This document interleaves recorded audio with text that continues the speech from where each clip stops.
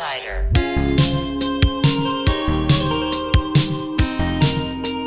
Hello everyone, and welcome to another episode of Speedrun Insider. My name is CJitsallGewd. I am your host of this fine program where we talk the inside, the outside, all around the middle side of speedrunning at large. So I hope you all have been enjoying the show. And with me is the esteemed TiKevin, the ambassador of TAS videos, the one-time handler of TASBot, interviewed famously by the Washington Post, and overall great guy. It's my pleasure to have him on the show with me this week. How you doing, TiKevin? I'm doing great. How are you, CJ? We are out here. We are living every day. That's all you can ask for, right? Another day above water. Certainly. And I would not want to be in the water right now in Michigan because the tides have been going crazy on people lately. I've heard something about the tides. Yeah. Those like rip currents that get people, and usually it's like not a problem with natives because they like know how to swim. But like this year, a lot of like native Michiganders have been getting sucked into rip currents. So that's like super bad news bears. And then it takes them over to Canada. So yes, that's what it does. Is it? It deports them, really. Yeah, in less savory ways than simply moving you. Well, hey now. I wanted to jump in really quick. I gave you a little bit of a flowery intro, but for the people listening at home that don't know who you are, give them a little intro about yourself. Who are you? Sure. So I'll try to give the whole background and not just the bits and pieces. So I started out as a Pokemon speedrunner. I grew into moderating the Pokemon Speedruns Discord as one of the Discord mods. And then in 2018, I found a glitch in Pokemon Yellow, and that led to me wanting to do TASes of Pokemon Yellow, tool-assisted speedruns, which I worked with several other individuals to get playing back on the Game Boy Player using a Game Boy interface, and that is a like TASBot type setup. We call them console verification hardware. So TASBot is like the mascot, but the devices are not themselves TASBot. But the important thing is that we use these devices to play our tool-assisted speedruns on the original consoles, like the Game Boy Player.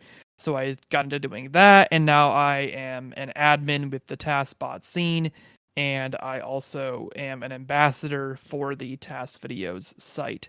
So I'm working with a lot of the TAS scene to verify speedruns on original consoles. Awesome. So I want everyone, that is the actual intro, not the superlatives that I gave you. That is your actual intro.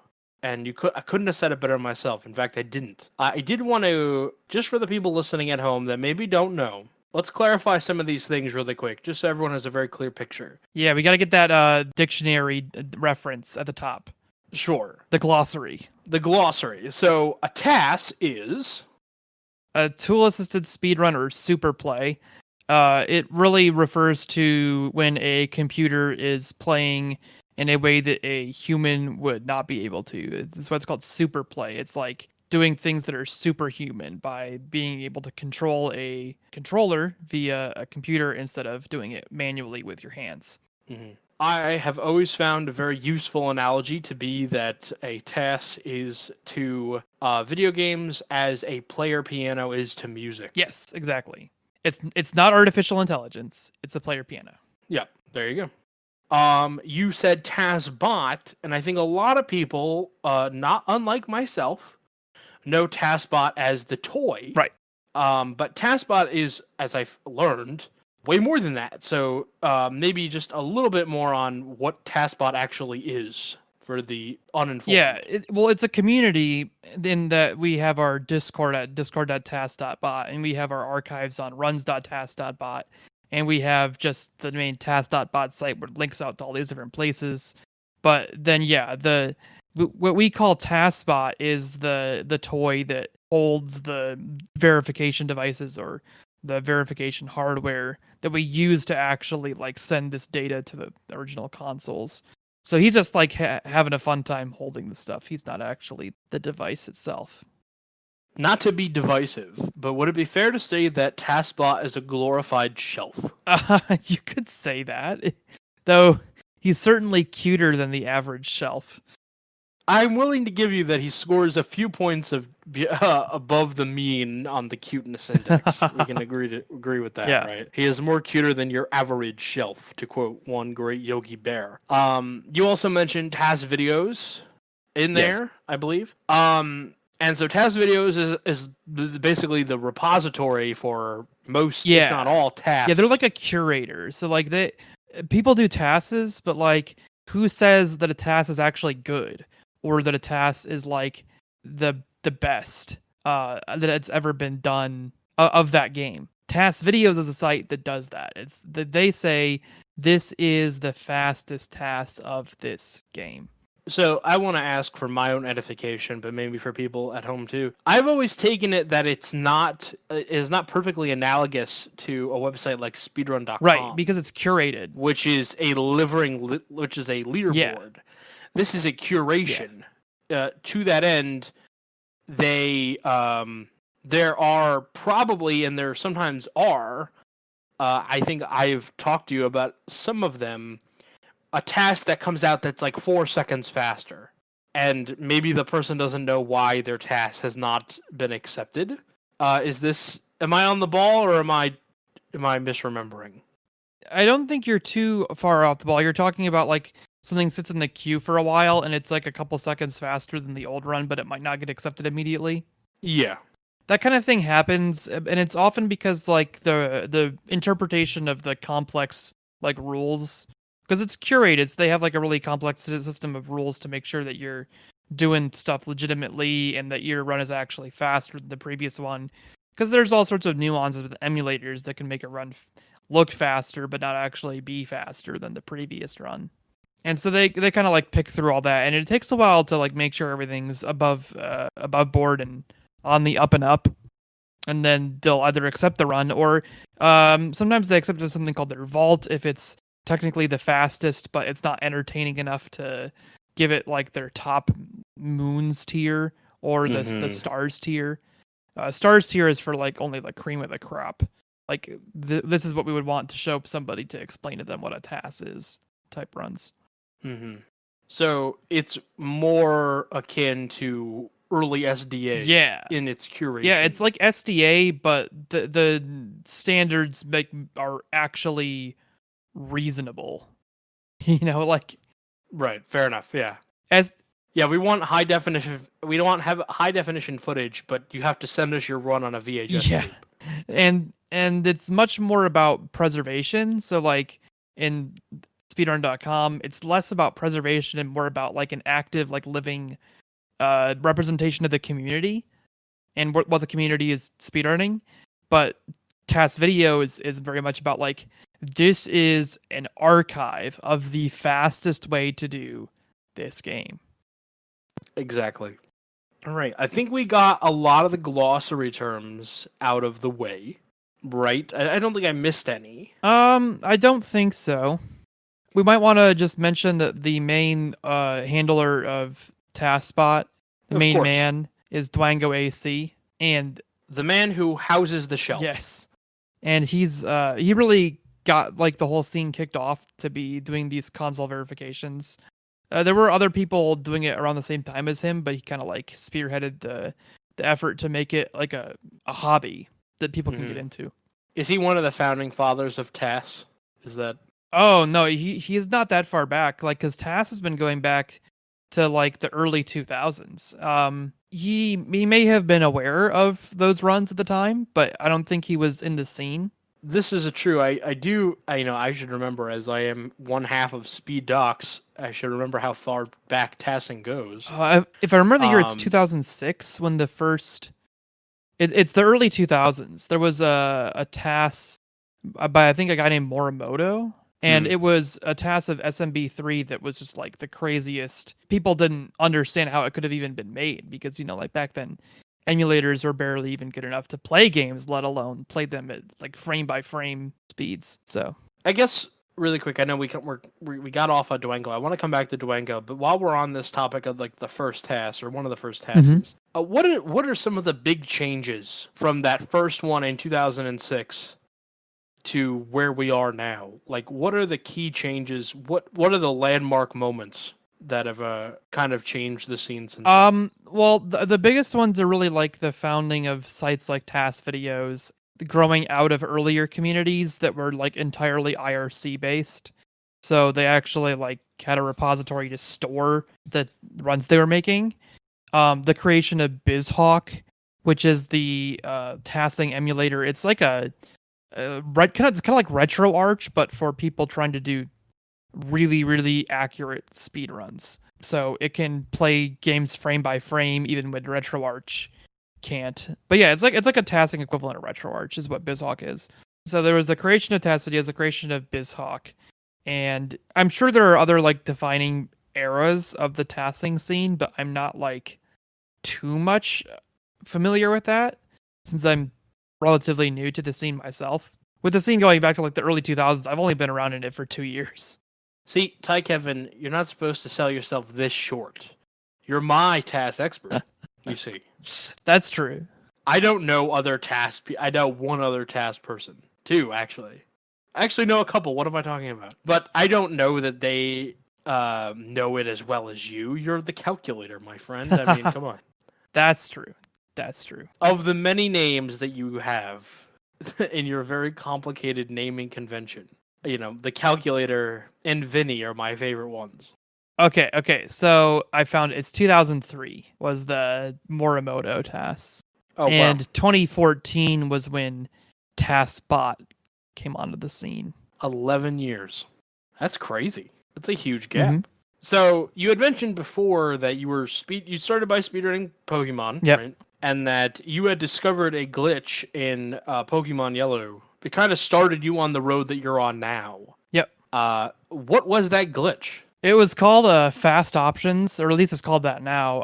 I had no idea what to call it at the time, but the idea is that when you're going to set your options in Pokemon Yellow, usually you have to go like open the menu, then press left to go to set, and you have to press left to go turn animations off, and you have to press left to set the fastest text speed because there's like 3 text speed options. And doing all that it takes time, but the time isn't actually what ended up being relevant.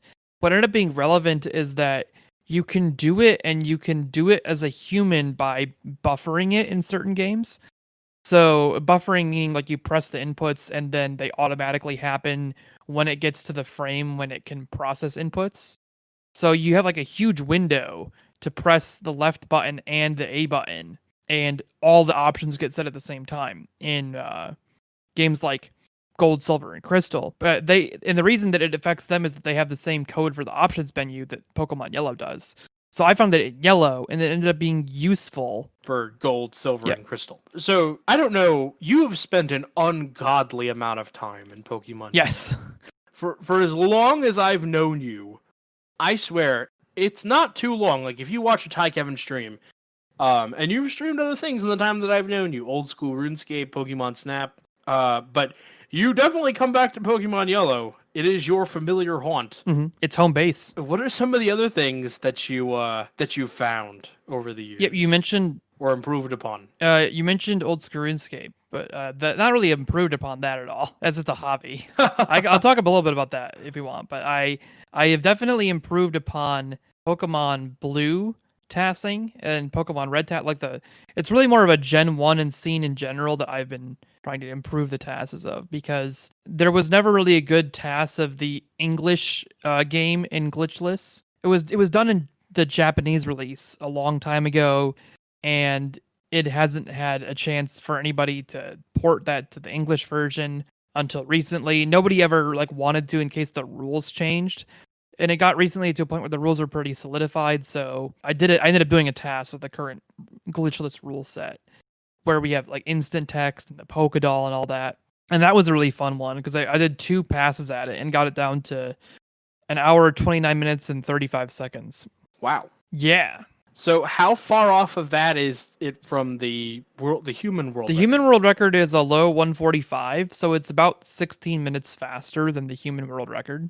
I'm really interested in this, and I know that it's going to be featured at Speed Doxathon. Yeah. To date the recording of this, in case it doesn't come out beforehand. I know that this is going to be featured at Speed Doxathon, but what happens in the TAS that is beyond the human level? A lot of the stuff is crits. So a whole bunch of the early game, you normally have to like use moves like Leer, which you just intentionally lose turns because you need to do more damage. But in the TAS, you just press a button and you get a critical hit. And it's not just your own moves that are faster, but you also manipulate your opponent's moves. So you manipulate your opponent to use moves like String Shot, and then in Gen 1, there's always a 25% chance that an opponent's stat changing move will fail. So the fail text is incredibly fast, and we use that as a way to go faster because we get the fail text and we manipulate that. So it happens every single time an opponent uses a move, unless we need to take damage. And that's another thing because in human runs, you try to get this thing called red bar where a death jingle or close to death jingle overrides all of their sound effects and makes it go really fast. But you can't consistently do that as a human. In TAS, though, you can go to like 1 HP and just sit there the entire run in red bar and not care because you can manipulate whether or not something kills you. Right. So you can maintain that red bar for the entire time. Yeah, the entire time. And you're manipulating your moves and the moves of your opponent. Yes. And you can also skip using things like X accuracy. There's an item X accuracy that removes the concept of accuracy from the game, which is extremely useful for human runs to use moves like Horn Drill that have 30% accuracy. But a task can just say, lol, 30% accuracy, I can just manipulate the move to hit. It doesn't have to use the X accuracy. I know when we say like manipulate, you're literally looking for the frame, right? Like I've seen you do this before, and it might have been when you were doing your theory tasks, where you were like, no, we didn't get what we needed there. All right, one frame over. Up, now we didn't get it there. It's like, okay, I got it there. Can we find it faster or somewhere else? Is that sort of the process? Yeah. When you're looking for these manipulations? Yeah, you kind of pick a threshold with each input for how much delay you're going to accept. Because for something that's really easy to find, you want to have almost no delay. There's even ways to manipulate without causing any delay in Pokemon, which is complicated and I won't get into because it's not podcast explainable. It's 3-hour book explainable. Well, the next time I see you, I'm going to buy you a drink. You're in a 3-hour book explain this to me. But yeah, there's ways of changing the RNG without even causing any delay, but there's not much variance you get out of that. And then there's ways of changing it a lot with more delay. So the more and more delay you allow, the more you can change how much variance you get. So if with things that are like 1 in 100 trillion, like the Misty fight, we allow a lot of delay because 1 in 100 trillion, like you're not gonna get that with no delay. Yeah. Well, hey now, you don't know me. Well, let me roll my 1 in 100 trillion die, and I'll take my chances. Yeah. And it's because it's like stacking up a whole bunch of events. So you get like a 1 in 100 event, and you can manipulate that and only maybe lose 1 or 2 frames. And then you have another 1 in 100 event, and you can manipulate that and maybe only lose 1 or 2 frames. And you just do that 15 times, and now you have a 1 in 100 trillion event, and you've lost 10 frames. I know that you've experienced this, where people misunderstand the concept of TAS, and they accuse you of cheating. Which is hilarious, because I'm not just the guy doing TASes, I'm the guy doing TASes that play back on real hardware. So it would be like antithetical to what I'm trying to do to cheat, because I wouldn't be able to play the run back on the hardware. Yeah. No, I mean, what is that? Where are they? What is that person that's like accusing you of cheating? Is it that they misunderstand what a TAS is? No, it's like a preconceived notion. Like when people believe that something is impossible, you can't change that belief, right? People's preconceived notions are very difficult to change. So like it's people who come into the YouTube videos and believe that when you play Pokemon Red, there's RNG and you can't hit every single move. And they have no reference frame by which to understand, well, you can manipulate it. You just have to do this 10-step process, and they also might never have seen like the human speed runs. Like a lot of the people coming into comments like that are people who watch like Let's Players who are playing a game casually and experience like the casual perspective on RNG in a run, and not the speedrun perspective where there are some things even as a human runner that you can manipulate. It's much easier to grasp if you've gone from watching Let's Plays to watching a speedrunner manipulate some things to then watching the task manipulate everything. Each of those little steps is logical, but then if you try to like look at the task from no reference frame, it just looks like you're cheating. Definitely. I mean, if you ever go into like a bigger streamer's chat, they will invariably, no matter what game it is, they will ask, "Why are you doing X?" Yeah. Right? And it's like every Pokemon speedrun. It's like, "Why are you walking around in the grass?" Or whatever. It's like, "Wouldn't it be faster if you go straight?" Or it's like, "No, man, I'm trying to do something here." Yep. You know, don't kill my vibe. Yeah. And in a live environment like that, you can respond to people and explain what's going on. But also in YouTube comments, I mean, YouTube's terrible about telling me when I get a comment. It might be a month before I see that somebody commented on my video. Yeah, we have a hard time staying on top of some comments too. I mean, we have to like when I say we, I mean CC and I. We have to proactively stay on top of that. So it can definitely be frustrating. We have run into it where people will be like, "That run was cheated" on the comment in our video. It's like, it's cheated because it's beyond what you understand of the game, or it's cheated because you are going to go check that it's cheated. And to that end, there was some game that came out. It might have been SpongeBob, but I thought a great analog to this. When the new SpongeBob game came out, specifically, I don't know if you're aware of the speedrunner, that guy. Yeah, Shift. Yeah, of course, Shift. Man, I don't know anybody. Everybody knows everyone, and I don't know anyone. So Shift was playing, and people would come into his chat, and they'd be like, "Is this faster?" And he's like, "Don't ask me if it's faster. Go test it, come back with results, and tell me it's faster." Yeah. Because everyone's telling him, "Is this faster? Is this faster? Is this faster?" It's like, I don't know. Did you test it? Test it, and then tell me if it's faster. Yeah. Yeah, I love that. It's the same mentality with cheating. It's like, okay, you think it's cheated? Go prove that it's cheated, then come back. You're right? It's like, go test it if you think it's cheated. And then you'll find out whether it's cheated or not. Yeah. That happens a lot with Pokemon too, where people will be like, "Hey, have you ever tried doing the run with Clefairy?" And I'm like, "Well, have you ever tried doing the run with Clefairy?" Because you're not going to get nearly as good of a time. What is in your opinion, and I don't know if you know this or not, what is like the worst Pokemon you could do a speedrun with? Like Magikarp in Gen 1. Well, yeah. Magikarp's moveset is just like toxic. But well, it's Splash, right? And then what else? I don't actually, I've never had an evolved Magikarp. Yeah, or like Metapod, depending on if you evolved it from Caterpie, will only know Harden. If it didn't evolve from Caterpie and you like just go catch one in the wild. I'm watching you. Then, yeah, to actually be able to fight, you have to use up all the hardened PP, and then you can use Struggle, and then Struggle damages yourself too when you use it. So it's like, well, I just spent 40 turns doing nothing so that I could damage myself. It's actually amazing. That'd be a real that's not a speedrun, that's a struggle. Yeah, run, there's a guy on YouTube right? who does these sorts of things. I can't remember the guy's Picasbury. Yes, Picasbury does these things on YouTube. Anyway, that's getting way off into a tangent. Hey, listen, we have time, I have all night, man. I blocked off my whole night. Oh, for dude, you. same. Thanks, bud. We were talking a little bit earlier about RuneScape. I don't want to dwell too much on it, but I have to let the people know what you've done. Yeah, this actually got an article on Hackaday. Did it really?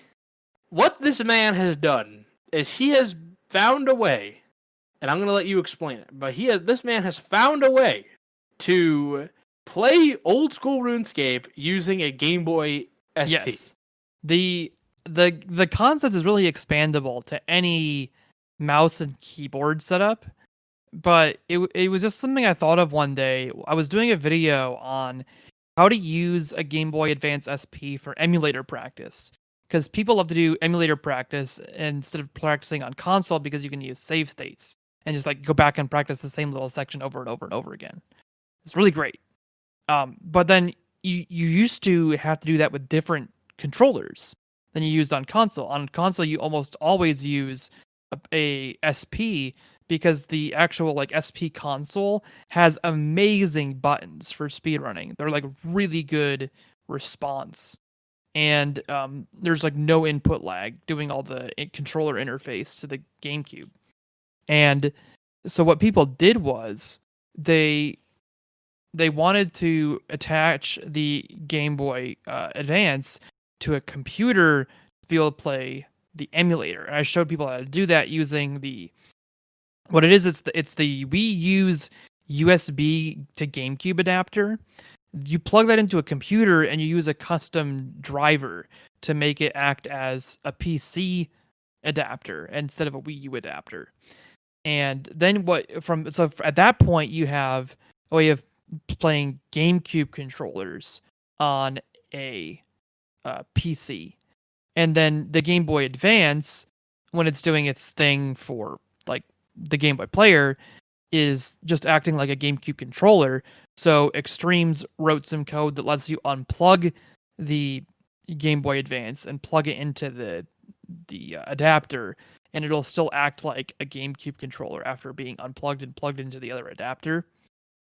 So now you have the whole chain. You have the Game Boy Advance acting as a GameCube controller. You have the GameCube controller, the virtualized GameCube controller, acting as a PC controller. And then I made this YouTube video explaining how people did this, and it got lots of views because people wanted to use it to do emulator practice. But after making that video, I thought to myself, okay, what if I didn't stop there? What if I took the buttons that are virtually being represented as GameCube buttons and mapped them into another virtual device, which is a mouse and a keyboard, so that I could control a computer kind of like I would control a computer with a mouse and keyboard, but instead with a Game Boy. So how I did that is I just added Joy-to-Key at the end of the chain. So we have this adapter driver, and then we have Joy-to-Key, and Joy-to-Key takes the button inputs, and it says like, okay, the D-pad moves the mouse a certain number of pixels per second, and it can do like up, down, left, right, and it can even do multiple at the same time. So if you hold like left and up, it'll go diagonally. And then A and B act as left and right clicks. So you can press like the B button and it left clicks, you press the A button, it right clicks. And I use L and R as the scroll wheel. So if you press L, it'll be like if you're scrolling up. And if you hold R, it'll be like you're scrolling the other direction. So I mapped all that onto the mouse. This is actually amazing, by It's the way. beautiful. It's beautiful, especially after you get used to using it like this. Oh, of course. I mean, how can you go back? Did I catch you playing Age of Empires on that? I did. That was actually at SGDQ. I wanted to play a different game just to show that it's applicable to like any game, and I beat the like lowest level AI in Age of Empires with a Game Boy. That was actually terrific, by the way. Me and CC and a few of our other friends were walking at AGDQ, the one in Florida, and we were walking through the casual area, and we just saw TiKevin sitting there with his laptop playing Age of Empires on a freaking Game Boy. Yeah. Just crazy. Just actually crazy. The man is a madman. But the key that makes it actually like usable and not just like a terrible idea is that Joy-to-Key can swap profiles. So you can like map the buttons into any number of additional like different profiles of what the buttons are doing. So what I do is I press the select button and it switches between acting as a mouse and acting as a keyboard. And then when it's acting as a keyboard, the D-pad acts as like the up, down, left, right keyboard buttons. And then I just map whatever other keyboard inputs I might need for a specific game to the other buttons, and voila, you have a fully functional mouse and keyboard. You just have to have the muscle memory to press the select button when you need to go to use the mouse for a second. You know you're a mad scientist, right? You know that's what you're saying. Yes. I want to talk about something a little more serious. I'm glad that we got this out of the way, and I'm glad that we talked about this before our next topic.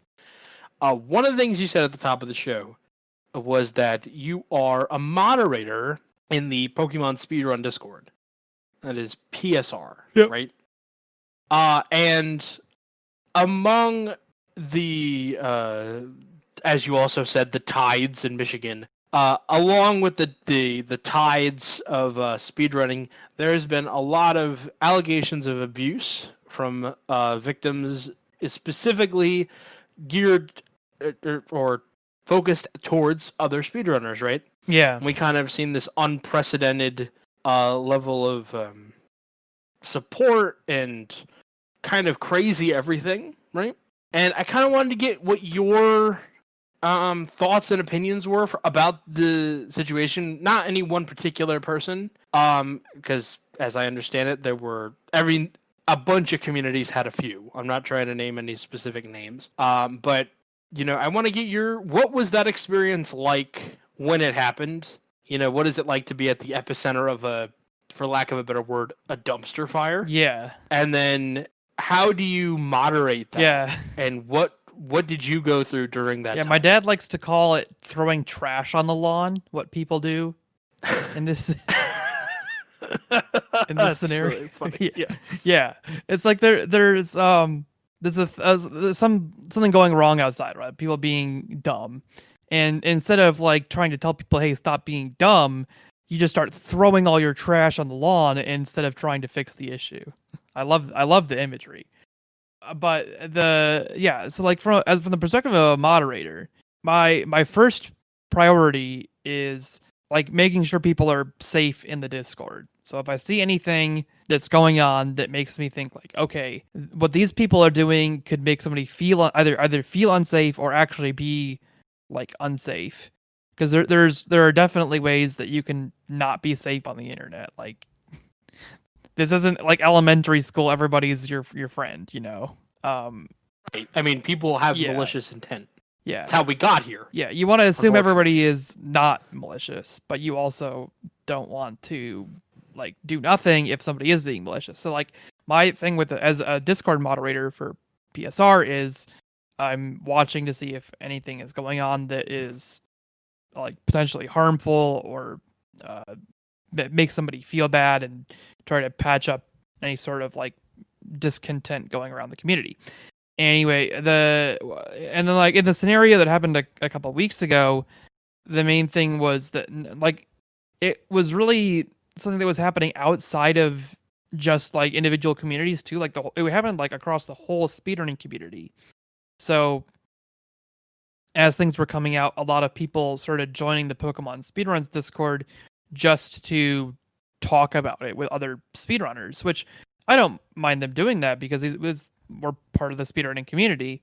But it really became difficult to manage just like the traffic of conversation, because we only have so many Discord moderators, and even when you have only so many Discord moderators, like if you had enough to handle the whole thing, the messages go by so fast you might not see something. Like you could have 10 people in the chat and nobody even sees one of the messages because it's just like 50 messages back by the time that the next message gets visible on screen, you know? Yeah, I mean, everyone's yelling, right? That is the text equivalent of people screaming into their own room. Yeah. So we try to do things like enabling slow mode. I have found that the slowdown mode on Discord is amazing for regulating like the quality of conversation. Like if you see that the quality of a conversation is dipping into like the lower tier of quality and people are just like yelling and not actually trying to talk to each other, then you just like start ticking up the slow mode. And you can see like as it gets longer, people have to think about what they say more. And when they think about what they say more, they get less angry because, I mean, thinking distracts you from being angry. And then you're like, wait, what was I even angry about? Why am I angry at this person? And then they just talk reasonably again. Yeah. So I am a category. I didn't actually know this. I'm a category extension leaderboard mod. because of a meme that I made. So, a meme that I made that actually willed itself into. Is it from the Snap Cadex board? So, yes. Because I pioneered Jinx percent as a meme. And then when we got our category, not to trail off on this tangent, but when we got our category extension leaderboard, they made me a leaderboard mod to verify specifically the Jinx percent runs. So that's been my lot in life ever since. So I had a sort of a different perspective because Snap is, I guess, in the umbrella sense, a Pokemon speedrun, but Snap lives in isolation. I mean, it has its own community, it has its own Discord. Most people that are in the Snap Discord that play Snap, I don't think actually interact with the people in the Pokemon speedrunning Discord. That's not because of any reason, it's just the way that it always has been, for me anyway. Like, it's not because there's people in there that I think are smeely or something. Yeah, you know? I think it's less animosity now and more just people historically not... What people are used to, right? Yeah. So, but it was like being an outsider, but being an insider somehow, right? Because I'm sitting here as I'm like a leaderboard mod, and the place is on fire.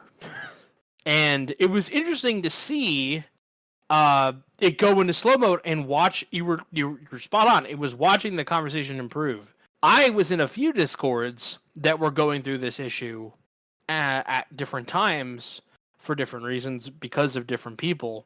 And the number one thing that I noticed, and this was my big takeaway from that whole time, was that there's one or two people that are actively being disruptive. Yeah. They're shitters. They're crazy. There's two or three of them, maybe, right? Everyone else basically agrees, but they're being disrupted by these two or three people. So what ends up happening is you and I agree, and there's a third person who's saying wild shit. Yeah. Right? One of them that really stands out in my mind was this one person wanted to hire a detective to interview the victims to determine the veracity of their Yeah, they wanted claims. to go all CSI And I was like, on the... Yeah. Like, should we poll the victims? It's like, do you want to poll the victim of rape? That if she was raped? Like, I assume that anyone that comes out with some of these suggestions are teenagers. There was one person in one Discord, and I won't say who they were or what Discord it was, but I looked them up, and they were like 16, and they were like talking about how fair it is, not how unfair it is to have your whole life ruined by allegations. I'm like, you're 16, kid. Yeah. Like, come on. Like, come on. Not saying that you don't get a vote, but you don't get a vote. Yeah, a lot of that right? is like, I would just describe it to people placing like too much importance in like the context of their life in speedrunning. Like, even if for whatever reason you were banned from the Pokemon Speedruns Discord, like, are you really gonna make that like the hill that you die on? That like that's what defines your life, is that you're the guy who speedruns Pokemon but is banned from the community because of some allegation that you don't believe is true, and you're gonna keep speedrunning Pokemon for the next 60 years until the day you die? That is such a perfect representation of those people, though. But there's two or three people that are like that, and you've seen them, and I've seen them both in our roles as moderators in different communities, and as well as in specific situations we've seen together, right? There's two or three people that are actively being disruptive, and then everyone, but you're not yelling at them. You're yelling at the people that agree with you. And that's what makes it really bothersome, because most people agree with you, agree with each other. It's like, this is not good. But there's one or two people that get everyone super excitable. And then people are like, I'm going to quit this Discord because of the drama. It's like, no, everyone's having a good conversation. You're escalating it because someone is like, victims of rape should stay silent. It's like, what the fuck are you talking about? You know what I mean? Like, crazy shit coming out of these people's mouths. But it's one or two people. It's super disruptive. It actually made I almost said the Discord. It actually made one Discord fire like last for like a week. Because it was just so much. And they didn't do slow mode.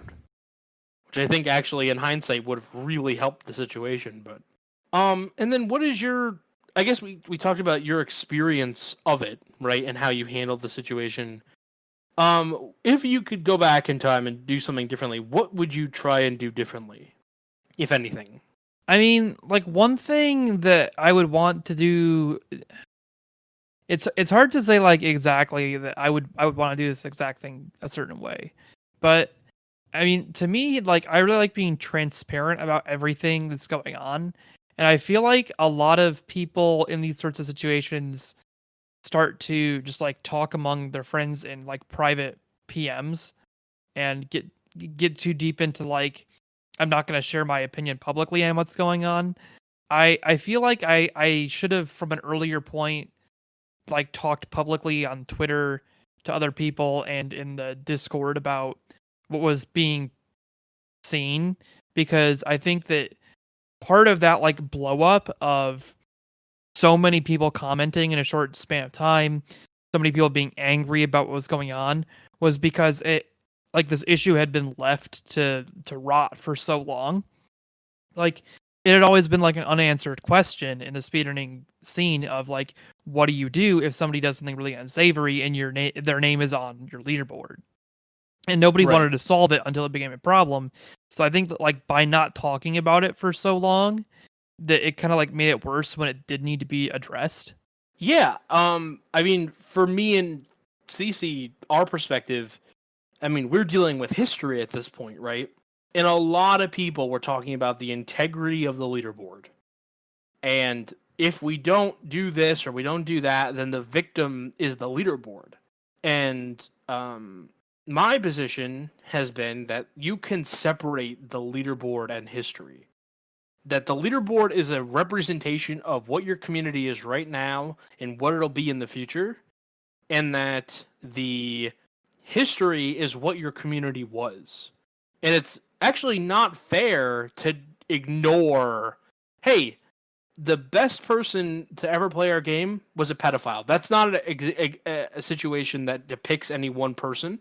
That's just a general example. It's like, oh, okay, well, the fastest person to ever play this game was a serial killer. That's part of your history. You have to own that. You know, that's part of the story of your speed game. It doesn't have to be who you are now, and it doesn't have to be who you are in the future, because you can control that. But you can't change what you were, right? You guys were all head over heels for a serial killer. So I think that in terms of like how we tell the history of it, you know, we had to look in the mirror and kind of make those same kind of difficult decisions. Like, you know, in regards to the video that we took down, like, where do we draw the line? Sure. Right? Like, is this, and ultimately we decided that it was glorifying someone who, you know, was alleged to have committed a very heinous crime. So if there were other people involved in that video, and there were, I mean, of course, that community was great, but if there were other people that were at the record spot, it would have made sense to keep it up, you know, and just maybe put something in the summary. But no, I mean, these are difficult questions. And the other thing is the people that are tasked with solving them are advertisers and long haul truckers and people that work in delis and gas stations and dentists. You know, the thing that unites everyone is a hobby, but doesn't make them experts. I mean, your admin team, how many of them are specialists in crisis management? Probably zero. Yeah, it was the same thing with us. It was like, I work for a dealership. Yeah, like I'm a web developer You know? by trade. Like my trade is notorious for the opposite of the ability to communicate with other people. So yeah, right. I'm a video editor. Like, what qualifies me to, you know, be a moral arbiter for 1,000 other people's hobby? yeah. You know, these are hard questions. These are serious questions, though. Yeah, I think that we should really like have a better policy in place as like individual communities. I also think that like individual communities should by all means like have their own policies and not just like I don't think there needs to be a blanket policy across all of speedrunning for how to handle it, because I mean, for instance, like I was talking about task videos. Task videos is like an archival scene. It's not about like maintaining a living standard of the representation of the community. So when it came to us, we were talking about it from the perspective of like, okay, do these people want their names erased from their content, or do they want to have like a disclaimer placed in front of all their content saying that their actions don't represent the community? Yeah, I agree. Like I mean, that's probably the way that you would handle it, right? I mean, if your task videos, that Yeah. sounds like exactly the way that you did. Because we're not just handle going to it, like delete the existence of these tasks, because irrespective of like who did it, like that task is still the fastest way to play the game that we know of. So like that isn't attached to the authorship in the same way that like somebody doing a live speedrun is. Yeah, I think tasks do have that level of separation, right? Because it is a script that someone can follow. Yeah. It's sort of like Shakespeare still performed today, right? And Shakespeare is the name above the title, so to speak, right? I mean, he wrote it, but the fact that it exists today, despite that he's been dead for Oh, dude, have you ever however actually long. tried to like listen to Shakespeare, like a play of Shakespeare in Shakespearean English? My ninth grade English teacher, let us listen one day instead of reading to it, and by the end of the class, every single person was like, can we please read it tomorrow instead of listening to it? It was awful. Yeah. Like Shakespearean English is virtually unintelligible. Like if you listen to a play of Shakespeare, you are almost certainly like listening to a translation from English into English of Shakespeare. It's like when you hear a word that your like brain is not expecting to be there, and you're like, wait, what is that word? Yeah. Are you using this word here? What does that mean in this context? It's like that, but it's the entirety of what's being said to you. But like to fully expand on the parallel, like when somebody does a task, and it's like an example in this case would be Mug's Super Mario Land task in 1220. I took that and I made it work on a different emulator. Is it still Mug's Super Mario Land tasks in 1220? Maybe, because I like did most of Mug's work. Like the entire thing was based on what Mug did, but like it's not the same inputs that Mug did. I had to change a lot of stuff. But then does it become TiKevin's tasks? No. I mean, I didn't change that much. Now we're getting into what percentage do you have to change to Yeah, be an original we're gonna ship a of Theseus the TAS authorship. I love working in Ship of Theseus references. That's essential to any Pareto distributions and Ship of Theseus. I have to work into every conversation. Of course, I mean we all have our hobbies, right? I mean we all have to get up in the morning. For those that you that are unaware, it is this I don't know what you would call it. It's like an intellectual problem, right? It's like a ship goes out to sea, right? The ship of Theseus, right? And it's weathered. It hits the waves. It's damaged in battle, and as it's damaged, it is repaired on sea. And then when it finally returns to port, none of the original components of the boat are the same as when they left. So is it the same boat? Is it the same boat that left the port a year ago? Or is it a different boat? Because everything about it has been replaced. If I replace every input in a task with my own inputs, is it still Mug's task, or is it now my task? Now, that actually sounds like that would be your task. It's like you just did a task. But well, I guess you would have like a map, right? You would know where to put the inputs, or at least an approximation. What I love with the Ship of Theseus, though, is okay. So, like, imagine you flip it. So, it's a brain buster in the first place. Like, the nature of identity, is it still the Ship of Theseus if every component has been replaced? But then imagine if you were able to collect all of the original components that were like discarded for being too worn out and make a ship out of that, and now you have two ships. Which ship is the ship of Theseus. All right, yeah, this is definitely too wrinkle brain of a problem for me. That is a wonderful thing you bestowed Take upon that the one world. to the bank. Take that one to the bank. The next time that you spend an extended period of time in the John, think about the ship of Theseus. Right? My goodness. We're coming up on time here. I did want to see, was there anything else that you kind of wanted to say about the moderation thing before we wrap that up? The moderation thing has also like largely blown over. I haven't seen any new allegations come out recently. But there is still like some ongoing investigation. So I think people should stay like vigilant, and if people are doing things that are unsavory, please tell other people and don't just be like, "Hey, am I going to get looked down upon for snitching on this?" No, that's not how this works. We're adults. We don't care if you like Right.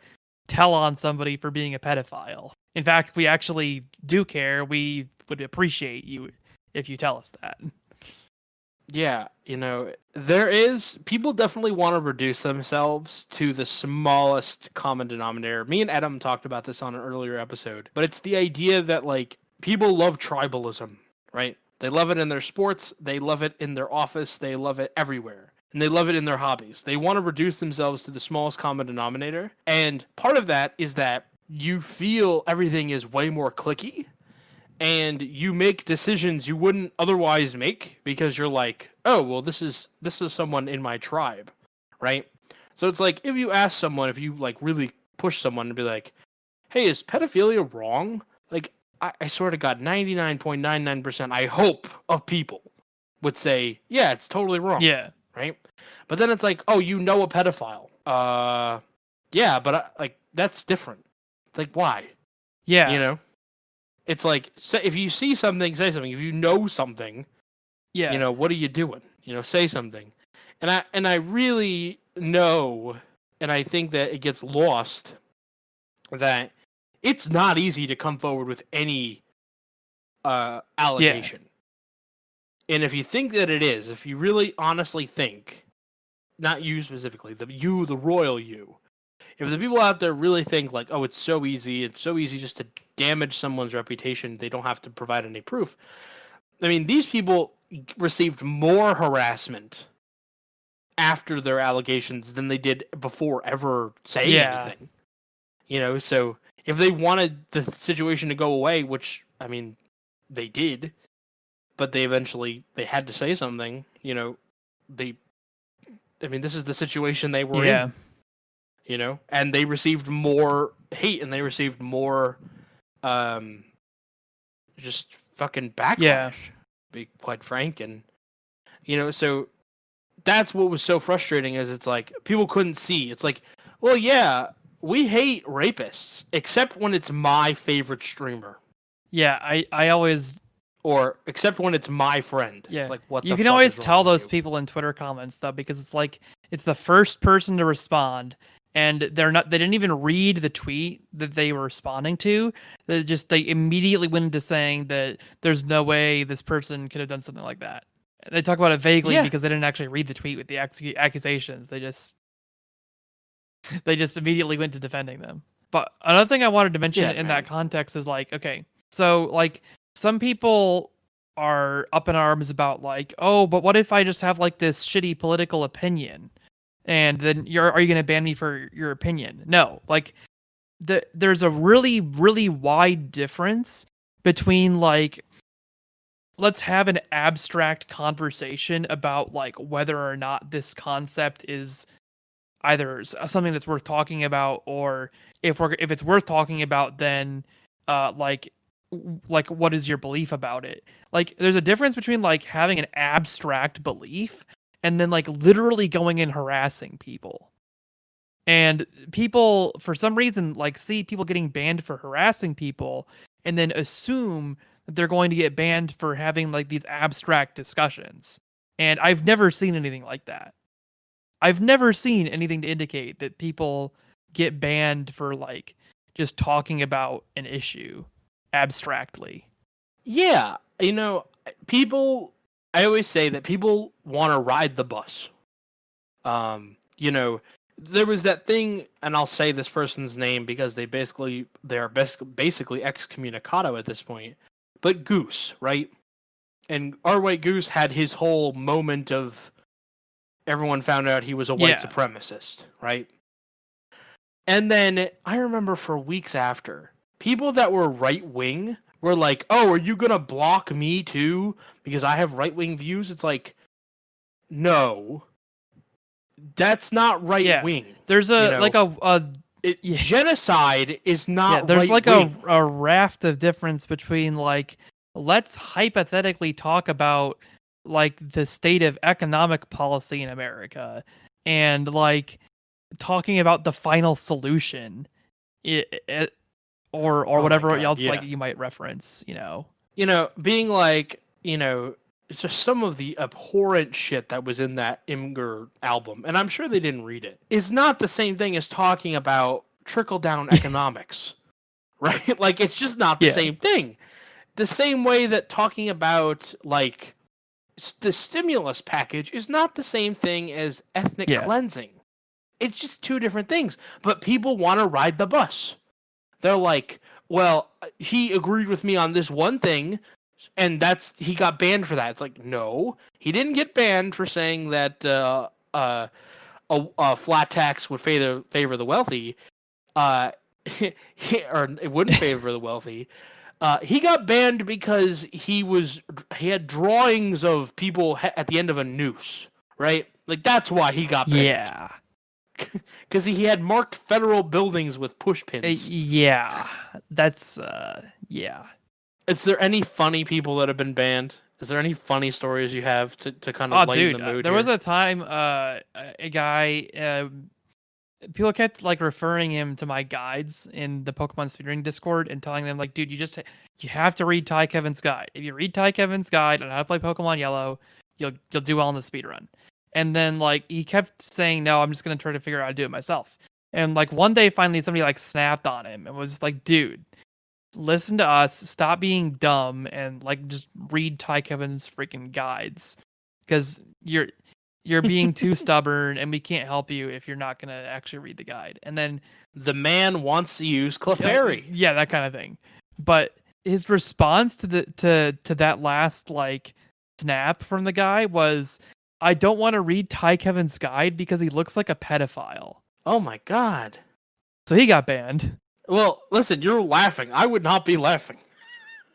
You took that a lot better than I was laughing through it because it was so absurd. Like, so you're inferring that I'm a pedophile because of the way I look? Like, what? Yeah, it's like, come on, man. Oh my gosh. People. Yes, the pedophiles who work at a bank and wear suits to work. Yeah, right. It's like, oh man, can I tell you that someone that I went to high school with recently? I mean, it's like, what does a pedophile look like, right? Because it's like, who the fuck knows?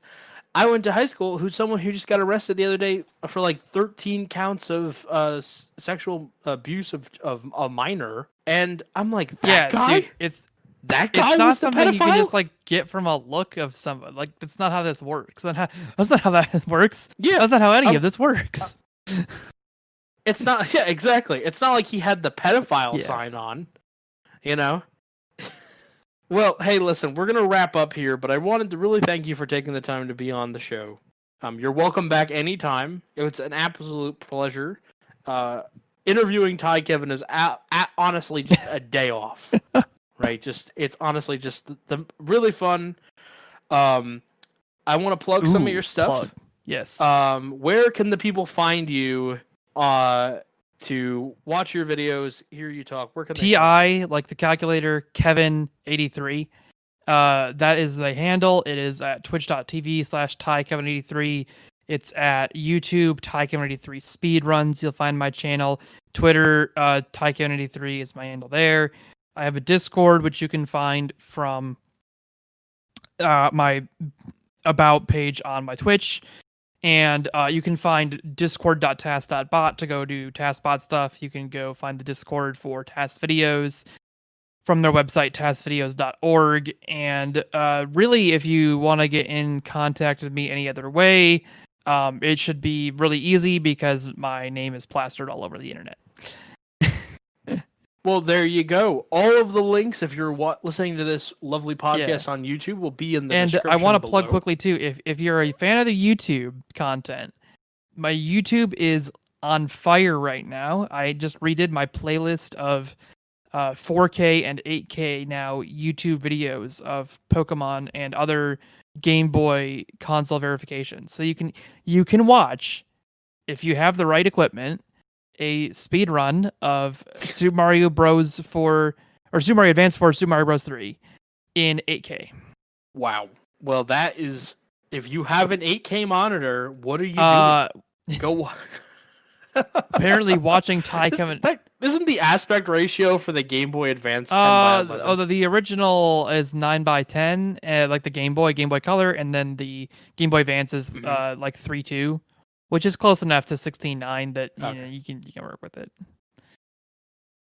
All right, you had one more thing I cut you off. Oh no, like there was this there's some other 8K videos that we're putting up. I just redid Link's Awakening DX in 8K, and I'm doing the any percent too. So I uploaded the No Wrong Warp version, but I'm also gonna upload the any percent, the full like 5-minute long any percent 8K video soon. So be on the watch for that one because it is very fun.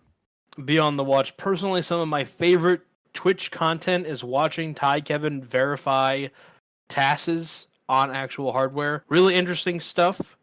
There's some hilarity that sometimes ensues vis-a-vis the Crystal TAS, which was of my favorite week of TiKevin streams of all time. And check him out on Twitch, check him out on YouTube. Like he said, it's popping off with 4K and 8K videos. And hey, listen, man, thank you so much for being on. Always a pleasure. Like I said, you're welcome back anytime.